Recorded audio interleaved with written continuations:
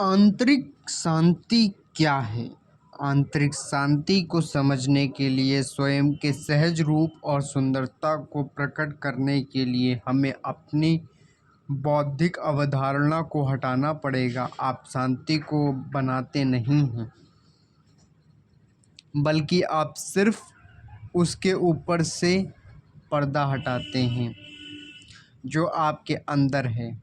ठीक वैसे ही जैसे कि किसी ऐसी चीज़ को अलग करना जिसकी ज़रूरत नहीं है। लोग बात करते हैं कि वे किसी रहस्य को जानना चाहते हैं, पर यही वह रहस्य है जिसे हम ढूंढ रहे हैं। चीज़ों को अलग करके, ताकि हम अपनी असली स्वरूप को उसकी पूर्ण सरलता में देख सकें, समझें और अनुभव कर सकें।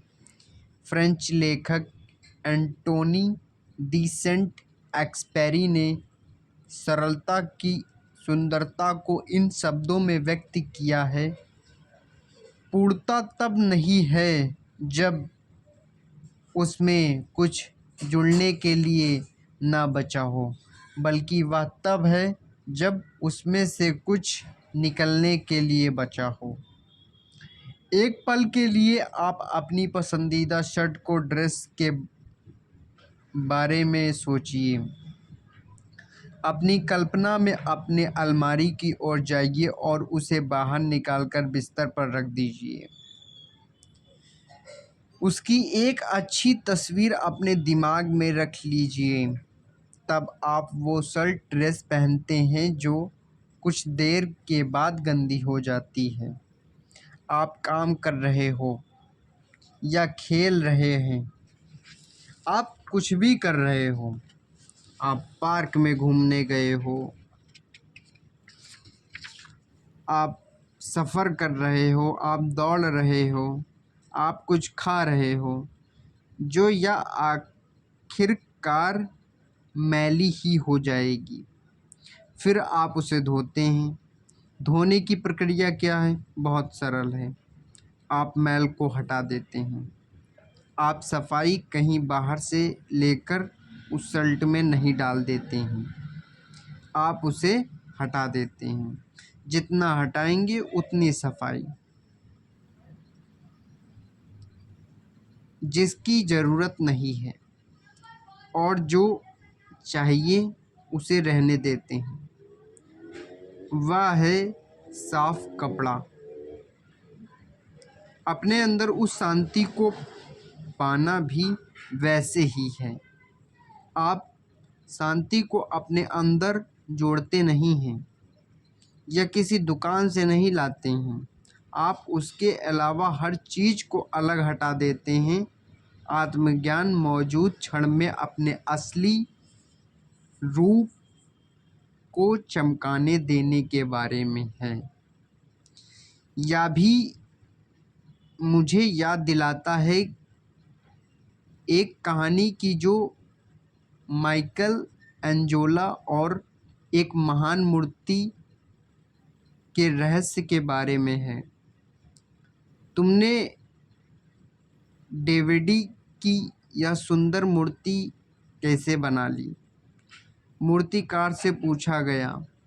उसने उत्तर दिया, अरे मैं तो मूर्ति से सिर्फ उस हर चीज़ को छोटे छोटे टुकड़ों की तरफ छील कर दूर करता रहा जो डीवीडी की तरफ नहीं लगी थी। आत्मज्ञान का रहस्य अपनाएं और आप बाकी हर दूसरी चीज़ को किनारे हटाकर रख दें। अपने ऊपर ध्यान देना शुरू कर देते हैं, तब आप स्थिर हो जाते हैं। जब दूसरे लोग हमारे जीवन में महत्वपूर्ण हो जाते हैं, तब हम शायद ही कभी अपनी झलक देख पाते हैं। या तब होता है जब शोर हमारे जीवन पर हवाई हो जाता है। उसे हम शोर को जानने देना चाहिए।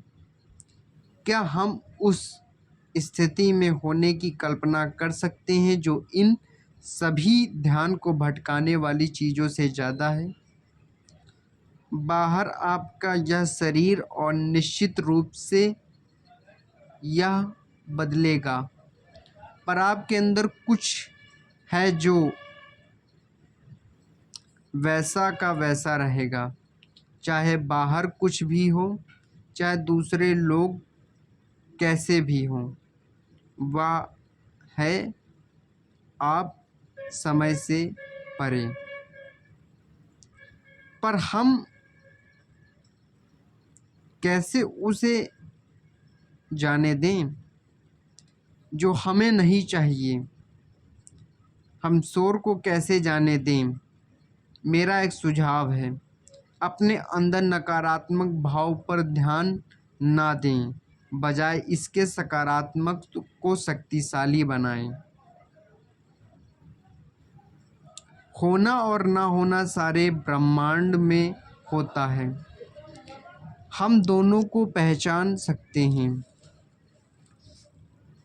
पर जब बात हमारे जीवन की आती है, हमें यही सुनना चाहिए कि हम किसे सबसे अधिक मजबूत हैं, शक्तिशाली बनना चाहते हैं। मेरे अनुभव से यह ज़्यादा बेहतर होगा कि बिना किसी फेर बदल के हम होने को बढ़ावा दें बजाय ना होने के। यदि हमें साहस की कमी है तो डर आगे आ जाएगा। अगर कॉन्फिडेंस की कमी है तो हम चिंतित रहेंगे, कहीं गलती ना हो जाए, कहीं मार ना पड़ जाए। डर से लड़ने का सबसे अच्छा तरीका क्या है? अपने साहस को बाहर लाना और इसे एक बार फिर से स्थापित करना। यदि आप अपनी स्पष्टता के संपर्क में नहीं हैं तो दुविधा होगी। आप अपनी स्पष्टता को आगे लाकर अपनी दुविधा को दूर कर सकते हैं। आप गलत चीज़ों को कैसे हटाएंगे? आप खुद से शुरुआत करके लोगों को एक सच्चे ज़िंदगी जीने में मदद करें। अंधेरे को ख़त्म करने के लिए रोशनी को लाएं। क्या आपको याद है कि स्कूल में टीचर आती थी और पूछती थी, क्या सभी उपस्थित हैं? यह सुनकर मुझे हमेशा हंसी आती थी। वह लोग जो वहाँ नहीं हैं, वे नहीं कह सकते, नहीं, मैं यहाँ नहीं हूँ। हम इसी के साथ काम कर सकते हैं जो मौजूद है। हम नफ़रत से छुटकारा नहीं पा सकते। यदि हम नफ़रत को हटाते हैं तो वह एक खाली जगह छोड़ देगा, और इस प्रकृति में खाली जगह किसी न किसी चीज़ से भर जाती है। बजाय इसके हमें प्यार को चुनना चाहिए। अगर प्यार नहीं है तो यह एक खाली जगह बनता है जो बहुत जल्दी नफ़रत से भर जाती है। प्यार को आगे लाइए और नफ़रत को अपने आप समाप्त हो जाएगी। जब आप ज़मीन से थोड़ा दूर गड्ढे के बारे में सोचते हैं तो वह कुछ ऐसा है जो है या कुछ ऐसा जो नहीं है। क्या यह कोई चीज़ है जिसका अपना कोई आकार है, या फिर या किसी दूसरे चीज़ का ना होना है? गड्ढा केवल इसलिए होता है क्योंकि कुछ और है जो वह नहीं है। आप गड्ढे को एक जगह से दूसरी जगह नहीं ले जा सकते हैं ना। मैं गड्ढों पर अपनी राय आपके साथ इसलिए साझा कर रहा हूँ क्योंकि यह हमारे अंदर किसी चीज़ के होने या ना होने की स्थिति को समझने में हमारी मदद करेगा। दुख क्या है? सुख ना होना। भ्रम क्या है? स्पष्टता ना होना। अंधेरा क्या है? रोशनी ना होना। लड़ाई क्या है? शांति ना होना। लड़ाई एक गड्ढा है, एक खालीपन, एक इनकार। तो हम लड़ाई को कैसे रोक सकते हैं? इस गड्ढे को किस और चीज़ से भर और सबसे बढ़िया चीज़ जिससे इसे भर सकते हैं वह है शांति। हम शांति को कहाँ पा सकते हैं? हर मनुष्य के अंदर। और हम लड़ाई रूपी गड्ढे कहाँ से पा सकते हैं? हर मनुष्य के अंदर। यही शांति पाने का मात्र एक मार्ग है।